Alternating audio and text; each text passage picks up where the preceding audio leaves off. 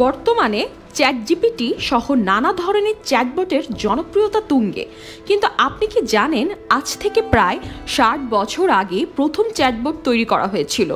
১৯৬৬ সালের দিকে বিশ্বের প্রথম চ্যাটবট হিসেবে স্বীকৃতি দেওয়া হয় এলিজাকে। এটি তৈরি করেছিলেন যুক্তরাষ্ট্রের ম্যাসাচুসেটস ইনস্টিটিউট অফ টেকনোলজির MIT অধ্যাপক Joseph ওয়েজেনবাউম। Can you think of a specific example? Well, my boyfriend made me come here.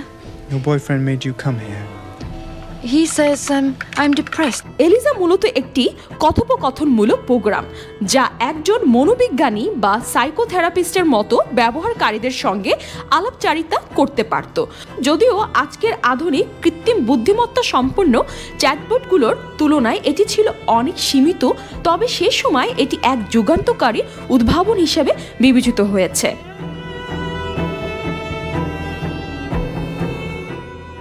দীর্ঘদিন ধরে এলিজার মূল কোড পাওয়া যাচ্ছিল না। হারিয়ে যাওয়া সেই কোড ২০২১ সালে পুনরুদ্ধার করেন স্ট্যানফোর্ড বিশ্ববিদ্যালয়ের বিজ্ঞানী জেফ শ্রেগার ও MIT আর্কাইভ বিশেষজ্ঞ মাইলস ক্রাউলি।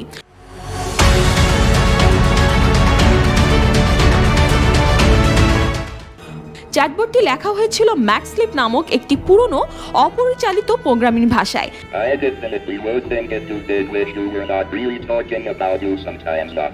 ৪২০ লাইনের এই কোড ৬ দশক ধরে নিষ্ক্রিয় ছিল। তবে কয়েক বছরের গবেষণার পর ২০২৪ সালের ডিসেম্বরে এলিজাকে পুনরুজ্জীবিত করা সম্ভব হয়েছে। এখন বিজ্ঞানীরা আগের মতোই এলিজার সঙ্গে কথোপকথন করতে পারছেন এবং কার্যকারিতা বিশ্লেষণ করছেন। ৬০ বছর আগের এই চ্যাটবট পুনরুজ্জীবিত হওয়ার ঘটনা প্রযুক্তির ইতিহাসে নিঃসন্দেহে এক গুরুত্বপূর্ণ অধ্যায় বলে মনে করছেন বিজ্ঞানীরা। তবে আপনার মতে এলিজার মতো প্রাচীন চ্যাটবট কি বর্তমানের অত্যাধুনিক AI প্রযুক্তির সঙ্গে প্রতিযোগিতা করতে পারবে? মতামত জানান কমেন্ট বক্সে।